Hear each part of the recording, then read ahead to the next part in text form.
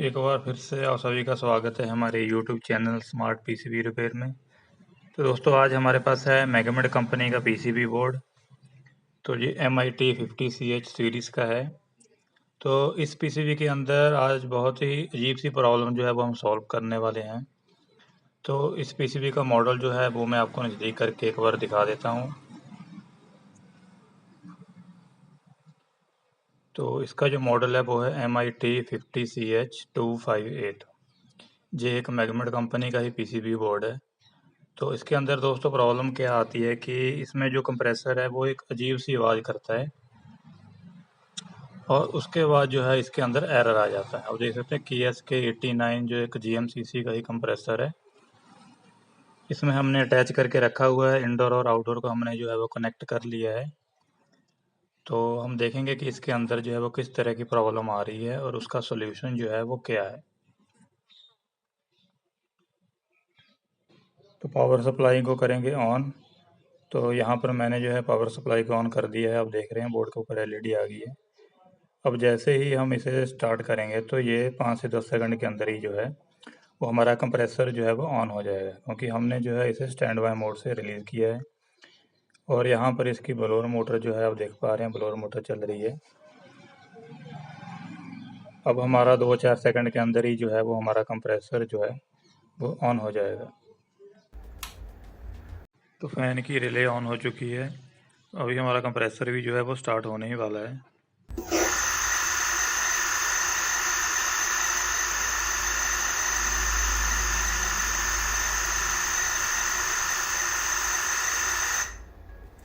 तो देखा आपने कि कंप्रेसर जो है वो स्टार्ट नहीं हुआ, लेकिन आवाज करने के बाद बंद हो गया और इसमें एरर जो है वो क्रिएट हो चुका है। तो मैं आपको एक बार नजदीक करके एरर इसका दिखा देता हूं कि क्या एरर इसमें आ रहा है। तो अभी हम वेट करेंगे इस LED के रीसेट होने की, फिर उसके बाद देखेंगे कि ये कितने बार ब्लिंक कर रही है। अभी हम इसको काउंट करना शुरू करेंगे। 1 2 3 4 5। तो इसने 5 टाइम ब्लिंक करना शुरू कर दिया है। अभी हम इसका 5 टाइम ब्लिंकिंग का एरर देखते हैं कि किस चीज़ का दे रही है ये। तो इसका एरर कोड लिस्ट है ये, आप देख सकते हैं यहाँ पे 5 टाइम ब्लिंकिंग जो है वो compressor out of step fault है। इसमें कभी कभी 33 टाइम ब्लिंकिंग भी आ जाता है, drive face current overload fault. तो ये दोनों एरर इसमें आ सकते हैं ऐसे। तो ये बोर्ड वर्लपूल में लगा है बेसिकली। बहुत सारी कंपनीज इस बोर्ड को यूज करती हैं, वर्लपूल, लॉयड, ब्लू स्टार। तो मेड बाय मैग्मीथ होता है ये पीसीबी, आप सबको पता ही होगा। तो अभी हम इस प्रॉब्लम को सॉल्व करेंगे, देखेंगे कि ये किस वजह से होता है। सबसे पहले हम पावर हटा लेते हैं। तो पावर हमने बंद कर दी है। अभी हम इसके डिस्चार्ज होने का वेट करेंगे। तो मैं आपको थोड़ा टूल दिखा देता हूं कि किस चीज़ से हम इसको जो है वो सॉल्व करेंगे। तो इस चीज़ के बारे में आप सब जानते ही होंगे। हमने रिसेंटली इससे एक स्मार्ट प्रोग्रामर बनाया है जो कि EEPROM को प्रोग्राम करता है, EEPROM को रीड राइट करता है। तो इसको बेसिकली हम यूज करेंगे इसके EEPROM को रीड करने के लिए, इसके EEPROM सॉफ्टवेयर को रीड करने के लिए। तो इसको हमें कहाँ पे कनेक्ट करना है वो मैं आपको दिखा देता हूँ। आप देख सकते हैं यहाँ पे EEPROM लगा है, EEPROM के बिल्कुल पास में। तो ये वाली जो पिन है 3.3 की है, ये वाली पिन ग्राउंड की है, ये वाली पिन क्लॉक की है और ये वाली पिन डेटा की है। तो इस पे अभी हम कनेक्टिविटी करेंगे।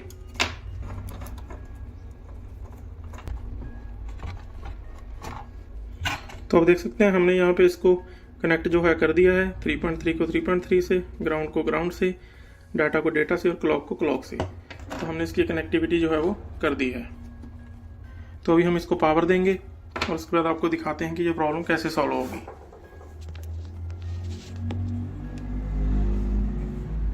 तो ये हमारे पास पावर केबल है, अभी हम इसको लगाएंगे। तो जैसे ही हमने पावर केबल लगाया, आप देख पाएंगे कि यहाँ पे भी MCU की लाइट जो है वो आ गई है और सेंसर MCU भी ऑन हो गया है। अब इसमें मल्टीपल एरर्स क्रिएट हो जाएंगे क्योंकि AC पावर जो है वो ऑन नहीं है, DC बस वोल्टेज नहीं बन रहे हैं। हमने खाली MCU को ही ऑन किया है इस पावर के थ्रू। तो इसमें मल्टीपल एरर्स क्रिएट हो सकते हैं। तो जब आप इसको प्रोग्रामिंग करें तब आप एरर्स को इग्नोर करिएगा।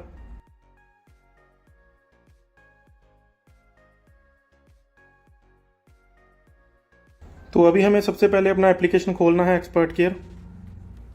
तो हम एक्सपर्ट केयर एप्लीकेशन खोल लेते हैं। तो यहाँ पे आप सबको पता ही है, सबसे नीचे डिस्कवर में आपको जाना होता है और यहाँ पे आपको स्मार्ट प्रोग्रामर ओपन करना होता है। यहाँ पे ये हमें बोल रहा है कि seems device is not connected with smart programmer, kindly connect. तो अभी हम अपना वाईफाई ओपन करेंगे। तो ये स्मार्ट प्रोग्रामर से कनेक्ट हो चुका है, देख सकते हैं ये कनेक्टेड आ रहा है। तो डेटा हमने ऑलरेडी बंद कर रखा है। तो अभी हम इसमें 24/04 है, तो 4 हम सेलेक्ट कर लेते हैं। इसको रीड मोड पे ले जाते हैं। यहाँ पे हमने एक नया ऑप्शन ऐड किया है एस्की का, तो इसके बारे में अभी हम आपको बताएंगे थोड़ी देर में। सबसे पहले हम इसका EEPROM जो है वो रीड करते हैं। तो अभी हम स्टार्ट पे क्लिक करेंगे। तो इसने डेटा जो है वो रीड कर लिया है। अभी हम इसको नाम दे देते हैं एक रीड फ्रॉम PCB। तो अभी हम आइडेंटिफिकेशन के लिए इसका नाम रख देते हैं रीड फ्रॉम PCB और इसको सेव कर देते हैं। तो ये फाइल जो है वो सेव हो चुकी है। अभी आप देख सकते हैं कि यहाँ पे जो हमारा डेटा है वो आ गया है। अभी हम इसको ASCII में कन्वर्ट करते हैं। तो जब हम इसको चेक करते हैं इस चेक मार्क को, तो ये डेटा जो है वो एड्रेस वाइज कन्वर्ट हो जाता है। तो अभी यहाँ पे ध्यान देने वाली एक बात ये है, जब आप EEPROM को प्रोग्राम करते हैं, ये बात सिर्फ मैग्मीत के PCBs के लिए है, किसी और कंपनी के लिए नहीं है। ये बात ध्यान में रखिएगा। ऐसे जो बोर्ड आते हैं मैग्मीत की तरफ से, उनमें सब में ये चीज़ अप्लाई होगी। तो अगर आप देखेंगे तो देख पा रहे होंगे कि यहाँ पे एक डिजिट्स लिखे हुए हैं, कुछ अल्फ़ाबेट्स लिखे हुए हैं। तो ये अल्फ़ाबेट्स बेसिकली कंप्रेसर का मॉडल होते हैं। यहाँ पे लिखा हुआ KSN140D21UFZ। तो ये बेसिकली GMCC का एक कंप्रेसर मॉडल है जो कि इसके EEPROM में सेव्ड है। तो अभी यहाँ पे कंप्रेसर मॉडल होने का रीज़न क्या है, तो अभी इसको थोड़ा एक्सप्लेन करते हैं। तो दोस्तों ये वाले जो PCB हैं, ये बहुत सारी कंपनीज यूज़ करती हैं, वर्लपूल, लॉयड, ब्लू स्टार, बहुत सारी मल्टीपल कंपनीज इसको यूज़ करती हैं। तो होता क्या है कि जो कंप्रेसर का मॉडल होता है और जो सील्ड सिस्टम का डिज़ाइन होता है, मतलब AC का जो डिज़ाइन होता है, वो सबका सेम नहीं होता। आपने देखा होगा किसी में कंडेंसर सिंगल रो होता है, किसी में डबल रो होता है, किसी में 1.5 मोटी होती है, किसी में पतली होती है। तो ऐसे ही कंप्रेसर भी डिफरेंट लगे होते हैं सभी कंपनीज में। लेकिन PCB सब में, अगर ये PCB है तो ये PCB बहुत सारी कंपनीज में यूज़ हुआ है, तो ये सब कंप्रेसर को चला रही हैं। तो ऐसा तो है नहीं कि एक ही तरह की ड्राइव बना दी वो सभी कंप्रेसर को चला रही है, तो ऐसा नहीं होता दोस्तों। कंप्रेसर की वायरिंग की, कंप्रेसर के अंदर जो वायर डाली होती है, कंप्रेसर के अंदर जो तार होती है, उसकी इंडक्टेंस के अकॉर्डिंग, उसकी रेजिस्टेंस के अकॉर्डिंग जो 6 सिग्नल होते हैं उसके एल्गोरिथम को सेट करना होता है। तो ये MCU कैपेबल होता है सभी तरह के कंप्रेसर्स को चलाने के लिए, बशर्ते इसको हमें बताना होता है कि हम कौन सा कंप्रेसर लगा रहे हैं। तो वो हम कैसे बताते हैं, EEPROM डेटा के थ्रू।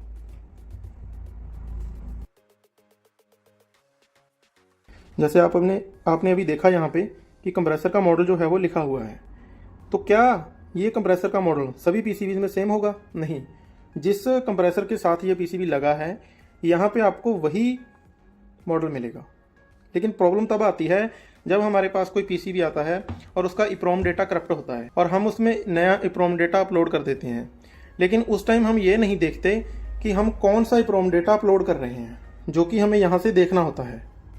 हमारे सभी स्टूडेंट्स को तो ये चीज़ मालूम है, जिनको नहीं मालूम उनके लिए ये वीडियो है कि यहाँ पे हमें कंप्रेसर का मॉडल देखना होता है। तो अभी हम क्या करेंगे, अभी हमारे पास जो कंप्रेसर है वो तो कोई और मॉडल है, हमने आपको स्टार्टिंग में दिखाया था। एक बार फिर से हम आपको दिखा देते हैं। हमारे पास तो ये मॉडल है KSK89D35UEZ3। तो ऐसा नहीं है कि साइड पे भी यही कंप्रेसर हो सकता है साइड पे यही कंप्रेसर हो जो इसमें है, तो वो चलेगा। लेकिन अगर हमने EEPROM का डेटा डिफरेंट कर दिया और कंप्रेसर कोई और लगा है, आप बात को समझ रहे हैं ना, मतलब यहाँ पे कुछ और मॉडल है लेकिन एक्चुअल कंप्रेसर किसी और मॉडल का है, तब ये फ़र्क आ जाएगा, तब ये उसको नहीं चलाएगा, क्योंकि उसके जो 6 सिग्नल का जो सीक्वेंस है उसकी एल्गोरिथम का जो है वो फ़र्क आ गया। तो अभी इसका सोल्यूशन क्या है वो हम आपको सोल्यूशन बताएंगे।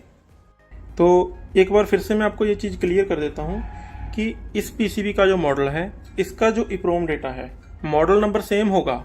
जो आपने मॉडल PCB पे देखा वो मॉडल नंबर सेम होगा, लेकिन अगर वो डिफरेंट कंपनीज में यूज़ हुआ होगा तो सबका EEPROM डेटा जो है वो चेंज्ड होगा और सबका कंप्रेसर मॉडल जो है वो EEPROM डेटा में चेंज्ड होगा। तो अभी आपको करना क्या है, आपको प्रोग्राम अपलोड करना है यहाँ पे कंप्रेसर मॉडल देख के। तो अभी हम इसकी एक नई बिन फाइल सेलेक्ट कर लेते हैं। तो अभी हम इसके डाउनलोड फोल्डर में जाते हैं, एक्सपर्ट केयर सॉफ्टवेयर इसका खोलते हैं फोल्डर। तो अभी यहाँ पे हमारे पास एक और डेटा अवेलेबल है, माइट 50CH-258। ये भी इसी मॉडल का है, ये भी इसी पीसीबी का है। तो पहले वाला डेटा भी मैं आपको दिखा देता हूँ, जो पहले हमने रीड किया है। ये वाला डेटा है, इसको हमने ASCII में कन्वर्ट किया था। कंप्रेसर मॉडल आप एक बार ध्यान में रखिएगा, KSN140। तो अभी हम नई वाली फाइल सेलेक्ट करते हैं, डाउनलोड में जाते हैं, एक्सपर्ट केयर सॉफ्टवेयर में। अभी ये वाली फाइल हम सेलेक्ट करते हैं। तो हमने दूसरी फाइल जो है वो सिलेक्ट कर ली है। अब देख सकते हैं फाइल जो है वो लोड हो चुकी है। तो इसको हम राइट पे कर देते हैं, क्योंकि हम डेटा अब इसमें राइट करेंगे EEPROM में। तो इसको अगर हम अब कन्वर्ट करते हैं तो यहाँ पे आप देख सकते हैं कि कंप्रेसर का मॉडल जो है वो चेंज हो चुका है। ऐसा नहीं है कि हमने पर्टिकुलरली इसी लाइन को चेंज कर दिया, इस एड्रेस के लाइन को चेंज कर दिया, ऐसा नहीं है। पूरा का पूरा डेटा ही डिफरेंट होता है। कंप्रेसर मॉडल भी डिफरेंट होता है, बाकी चीज़ों का भी फ़र्क होता है, क्योंकि इस कंप्रेसर के अकॉर्डिंग एल्गोरिथम का सीक्वेंस भी उसको बताया जाता है MCU को। तो हमने अब जो मॉडल सेलेक्ट किया है, अब हमारे यहाँ पे जो मॉडल दिखा रहा है, आप देखिएगा ये मॉडल हमारे कंप्रेसर के साथ मैच कर रहा है। यहाँ पे देखिए, इस मॉडल के साथ मैच कर रहा है। तो अभी क्या ये इसको चलाएगा? चलाना चाहिए। अगर ये बात सही है तो चलाना चाहिए। तो अभी हम इसको राइट कर देते हैं। तो हम डेटा को राइट करने के लिए आपको पता है क्या करते हैं, यहाँ पे राइट सेलेक्ट कर लेते हैं।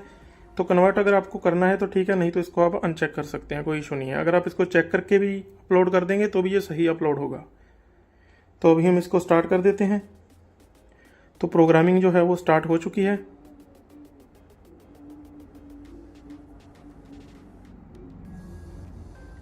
तो डाटा रिटर्न सक्सेसफुली। अभी हमारा जो डेटा है वो इसी EEPROM में सक्सेसफुली अपलोड हो चुका है। तो अभी हम इसको दोबारा से ऑन करते हैं। ऑन करने से पहले हम इस कनेक्टर को निकाल देंगे जो हमने लगाया था, क्योंकि हमारा EEPROM प्रोग्रामिंग का काम जो है वो ख़त्म हो चुका है। तो इसको हम अभी साइड में रख देते हैं। अगर आपको ये यूज़ नहीं करना है, मैं ऐसा आपको नहीं बोल रहा कि आप इसी को यूज़ कीजिए, आप अपना वही प्रोग्रामर यूज़ कीजिए जो आप पहले यूज़ करते हैं। चाहे आप RT809F यूज़ करते हैं, चाहे आप हमारे द्वारा बताया गया प्रोग्रामर यूज़ करते हैं। अगर आप RT809 यूज़ करते हैं, उसमें भी आपको ASCII का एक साइड में ऑप्शन बना रहता है जिसमें आपको पूरा डेटा शो होता है। वहाँ पे भी आपको ये शो होगा। जो चीज़ आपको यहाँ पे शो हो रही है वो चीज़ आपको उस प्रोग्रामर में भी शो होगी। लेकिन अगर आप हमारा प्रोग्रामर यूज़ कर रहे हैं तो आपको यहाँ पे ASCII पे आप इसको चेक करके देख सकते हैं। तो अभी हम इसको ऑन करते हैं दोबारा से।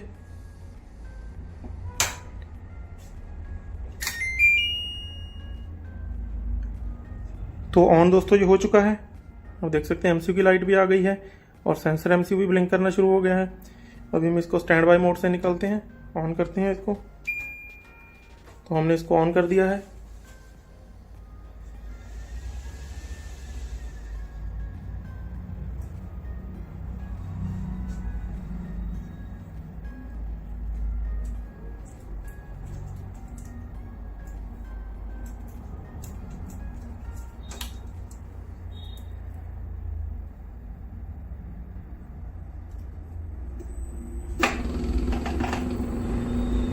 तो आप देख सकते हैं दोस्तों, कंप्रेसर जो है वो हमारा चल रहा है।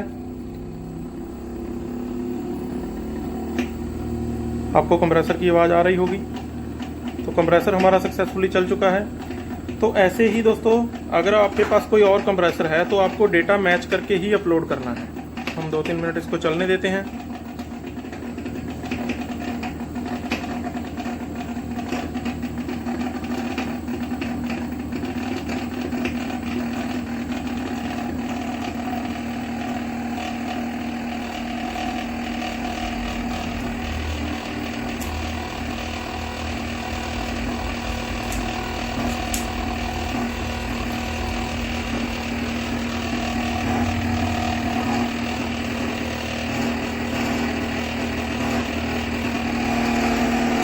तो दोस्तों कंप्रेसर हमारा सक्सेसफुली चल रहा है। अब हम इसको बंद कर देते हैं। यहाँ पे आप देख सकते हैं कोई एरर नहीं है। अब कंप्रेसर हमारा सही से चल रहा है। तो अभी हम एक बार दोबारा से वही चीज़ करके देख लेते हैं जो हमने इसकी प्रॉब्लम निकाली है। एक बार दोबारा उसको क्रिएट करके देखते हैं उसी प्रॉब्लम को। तो अभी हम दोबारा से उसी फाइल को सिलेक्ट कर लेते हैं। डाउनलोड फोल्डर में हमारे वो सेव हुई होगी। आप देख सकते हैं यहाँ पे रीड फ्रॉम PCB लिखा हुआ है। तो इसको हम सेलेक्ट करते हैं, इसको हम ASCII में कन्वर्ट करते हैं। तो आप देख सकते हैं कि KSN140D21UFZ। तो ये कंप्रेसर का मॉडल डिफरेंट है। तो अभी हम इस डेटा को राइट करेंगे, फिर देखेंगे कि ये कंप्रेसर चलता है या नहीं चलता है। तो पहले हम अपने प्रोग्रामर को कनेक्ट कर लेते हैं। तो पावर हमने बंद कर देनी है। तो आपने ध्यान रखना है कि जो प्रोग्रामर आपने कनेक्ट करना है पीसीबी के डिस्चार्ज होने पर ही कनेक्ट करना है। तो पीसीबी के डिस्चार्ज होने की वेट करेंगे हम।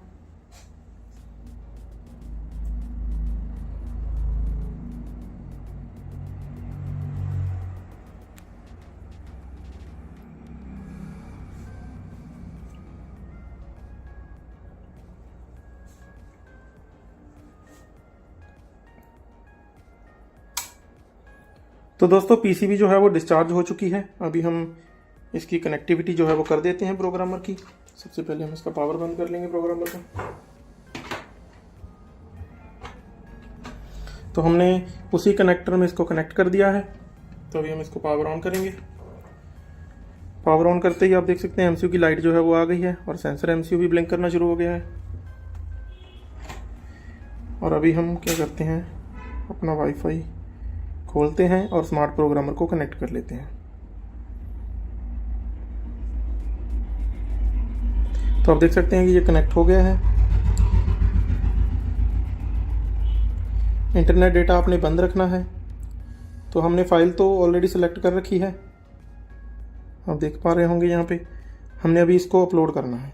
तो हमने राइट पे कर रखा है इसको। तो इसको हम स्टार्ट करेंगे। तो ये अपलोड होना शुरू हो गया है।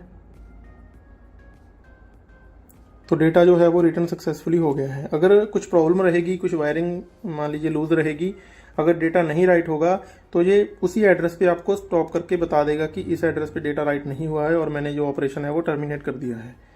अगर पूरा डेटा सही से राइट होगा तभी ये आपको सक्सेसफुली बताएगा कि डेटा राइट हो चुका है। अभी हम इसको दोबारा से एक बार रीड कर लेते हैं कि डेटा जो है वो जो हमने अपलोड किया है वही है जो कोई दूसरा है। हम स्मार्ट प्रोग्रामर में दोबारा से जाते हैं, आईसी सिलेक्ट करते हैं, मोड सिलेक्ट करते हैं और दोबारा से इसको रीड करते हैं।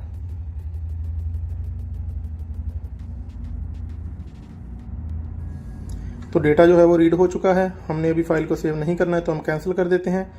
तो हमने अभी इसको कन्वर्ट करके देखा तो जो मॉडल हमने अभी डाला है वही मॉडल इसमें अपलोड हो चुका है। तो अभी हम दोबारा से कंप्रेसर को चलाते हैं। उससे पहले हम प्रोग्रामर को डिस्कनेक्ट कर लेंगे। तो प्रोग्रामर हमने साइड पे कर दिया है डिस्कनेक्ट करके। अभी हम इसकी पावर लगाते हैं।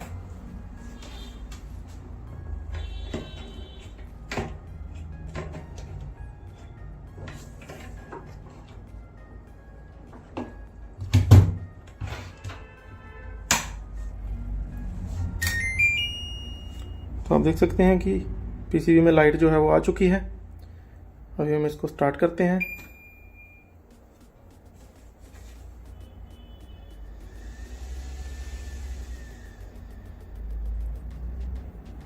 तो हमने इसको स्टार्ट कर दिया है। अभी ये क्विक स्टार्ट मोड में ही है तो साथ के साथ ही कंप्रेसर चालू हो जाएगा।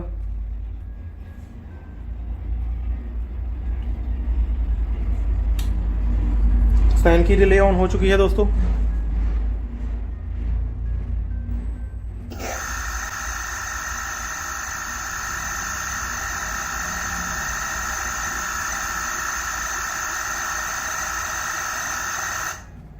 तो आप देख पा रहे हैं कि कैसे कंप्रेसर ने वही पहले वाली आवाज़ करनी शुरू कर दी है। तो ये बेसिकली इप्रोम डेटा की ही प्रॉब्लम थी जो हमने सॉल्व भी कर ली और दोबारा से फॉल्ट क्रिएट करके भी देख लिया सेम। तो आई होप आपको अच्छे से समझ आ गया होगा।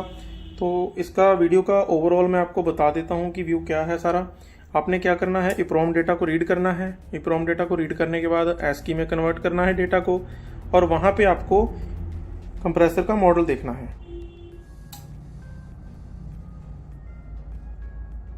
तो हम एक फाइल सेलेक्ट करेंगे।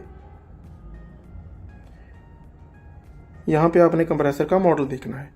तो इस मॉडल को आपने अपने एक्चुअल कंप्रेसर से मैच करना है। दैट्स इट, इतनी सी ही बात है।